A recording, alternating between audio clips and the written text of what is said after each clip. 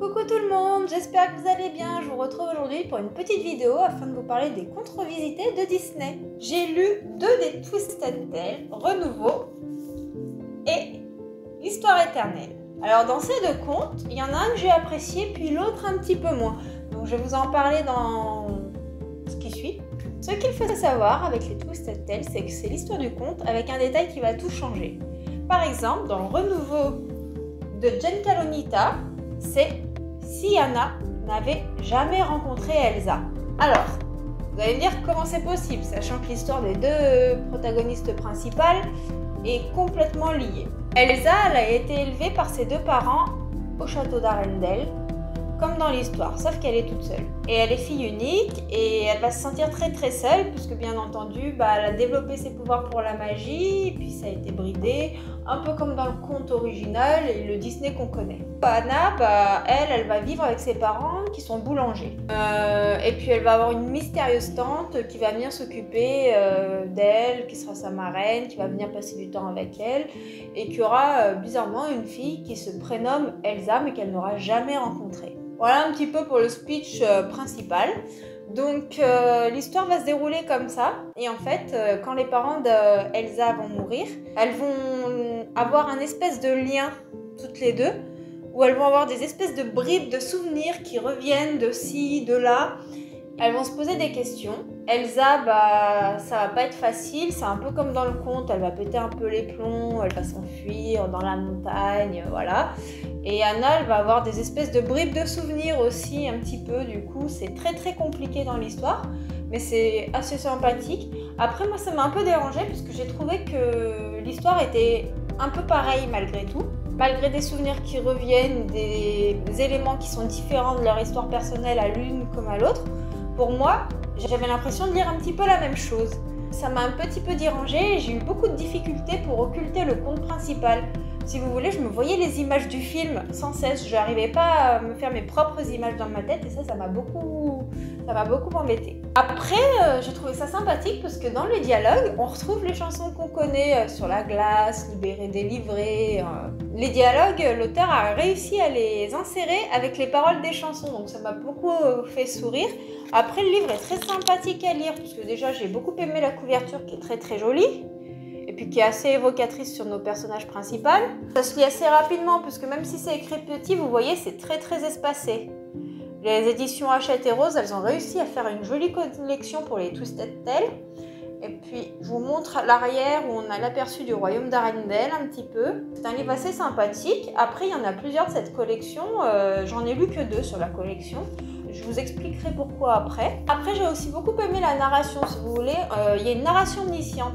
Giancarlo nous parle du point de vue omniscient, mais un chapitre se concentre sur un personnage, c'est-à-dire qu'on va avoir ce qui se passe du côté d'Anna, puis on va voir ce qui se passe du côté de Elsa, puis de Hans, et puis de tout plein de sortes de personnages qui ne sont pas forcément mis en valeur dans le conte. Ça, c'est le côté que j'ai beaucoup apprécié, même si pour moi ce conte ne diffère pas trop de celui qu'on connaît. J'aurais aimé un petit peu plus de changements pour ne pas avoir l'impression de voir la même chose. Voilà pour Renouveau de Giancarlo, le Twisted Tale de Disney, sur la Reine des Neiges. Ensuite, j'ai lu Histoire éternelle de Liz Braswell, toujours chez Disney, un Twisted Tale. C'est l'histoire de la Belle et la Bête, je pense que vous l'aurez compris à la couverture, qui est d'ailleurs très jolie également. J'ai beaucoup aimé, et là on a un petit aperçu de la forêt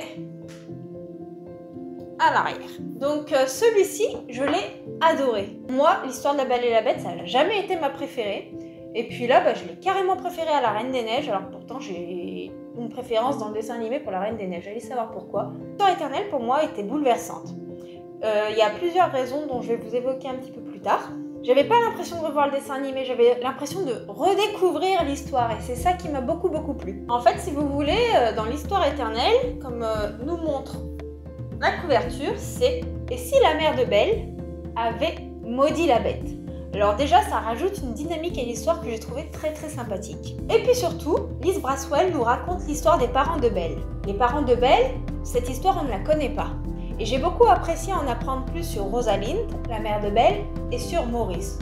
reconnaît tous comme l'inventeur fou qu'il est. Donc ça, c'était vraiment très sympathique. On apprend l'histoire, on apprend leur rencontre, on apprend du point de vue de Rosalind un petit peu ce qui s'est passé pour qu'elle maudisse la bête, par exemple. Donc c'est vraiment intéressant, on en apprend beaucoup sur l'univers. En fait, si vous voulez, l'univers, il se concentre pas uniquement sur Belle et la bête. Il se concentre sur tout ce qu'il y a autour, sur les différents villages, les différentes contrées, les autres enchanteurs. Et ça, c'était juste merveilleux. J'ai vraiment adoré cet aspect-là de l'histoire. J'ai beaucoup aimé aussi, c'est que le livre, il nous emmène à la fois dans le passé, mais à la fois dans le présent. Si vous voulez, on a un chapitre qui se concentre sur le passé, par exemple, ce qui se passe entre Maurice et Rosalind.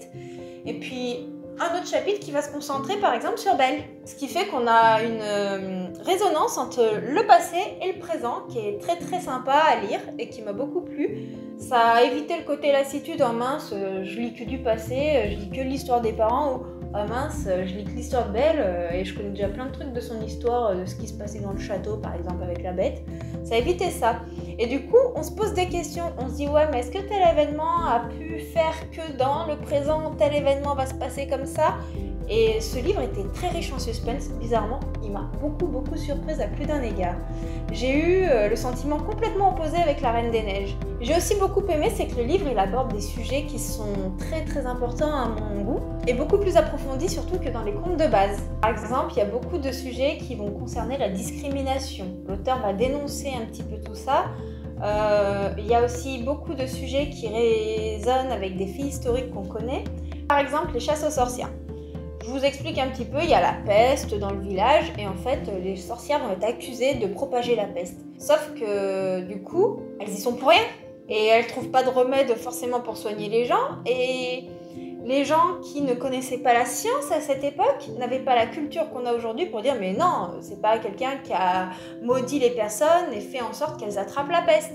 Et du coup, ça met en scène un petit peu des actes du passé et historiques que l'on peut retrouver également dans beaucoup de séries, puisque les personnages qui n'y sont strictement pour rien vont chercher une raison pour pouvoir justifier les événements. Donc la peste, c'était les sorcières qui les avaient fait, alors que la maladie n'a juste rien à voir avec les sorcières. Les sorcières, elles y sont pour rien. Et j'ai beaucoup aimé cet aspect-là. Il y en a également beaucoup d'autres qui sont évoqués, mais je vais pas tout vous dire. Je vous en ai mis un qui m'a particulièrement percuté moi. Après les dialogues, c'est pareil, comme La Reine des Neiges, Liz Braswell a glissé des petites paroles de chansons dans les dialogues. Ça aussi, ça m'a beaucoup fait sourire. Et le mieux, c'est la fin. La fin, comment vous dire à quel point j'ai été surprise. J'ai même adoré ça. En fait, c'est une fin qui finit de manière ouverte. On peut présager soit une suite ou pas du tout, tout dépend de ce que Disney nous réserve, puisque ça reste quand même une licence Disney. Mais c'est quelque chose auquel on ne peut pas prévoir, on ne s'attend pas. Je vais pas vous développer un peu plus le sujet, parce que si vous l'avez pas lu, ce serait trop dommage de vous raconter ça, parce que c'est ce qui m'a le plus plu dans cette histoire, c'est que l'histoire ne se termine pas comme on pense qu'elle va se terminer. Voilà un petit peu pour l'histoire éternelle de Liz Braswell de Tout cette Telle. Donc comme vous l'aurez compris, Renouveau était sympathique à lire, mais je l'ai aimé sans plus. Un peu trop comme le dessin animé en fait, pour moi trop proche. L'histoire éternelle est pour moi complètement différente, même si on peut retrouver beaucoup de moments du dessin animé également dans le livre. Après, il y a d'autres Twisted Tales qui sont sortis que j'aimerais beaucoup découvrir, dont Profondeur de l'océan qui raconte l'histoire d'Ariel la petite sirène, mais également Réflexion de Mulan et Ce rêve de bleu d'Aladin. Je vais vous montrer sur Renouveau, on voit un petit peu mieux les collections qui sont sorties. Il y a également les collections des méchants que j'aimerais beaucoup découvrir. Par exemple là, Ce rêve bleu, non je vois pas très bien là. J'allais vous dire un petit peu quelle était la différence qui allait tout changer, mais je peux pas vous dire. Par exemple pour les méchants, on a la méchante reine de Blanche-Neige qui est déjà sortie, puis on a Ursula aussi l'histoire.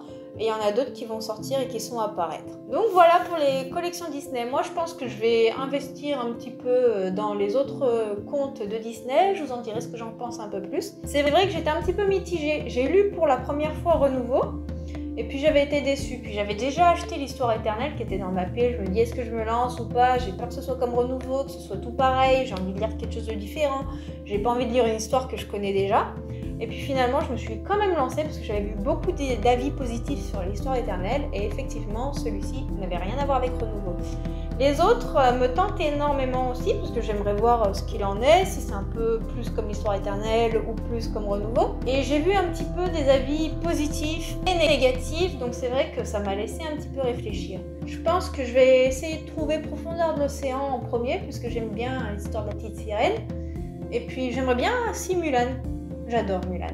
Voilà. Dites-moi si vous aussi vous connaissez les Twisted Tales de Disney, ce que vous en avez pensé. N'hésitez pas à me dire votre avis en commentaire, je serais ravie qu'on puisse échanger là-dessus. J'espère que cette petite vidéo vous aura plu. Si vous n'êtes pas abonné à la chaîne, abonnez-vous si ça vous plaît ce format de vidéo pour ne pas louper les prochaines parutions. Moi je vous fais de gros bisous et puis je vous dis à bientôt.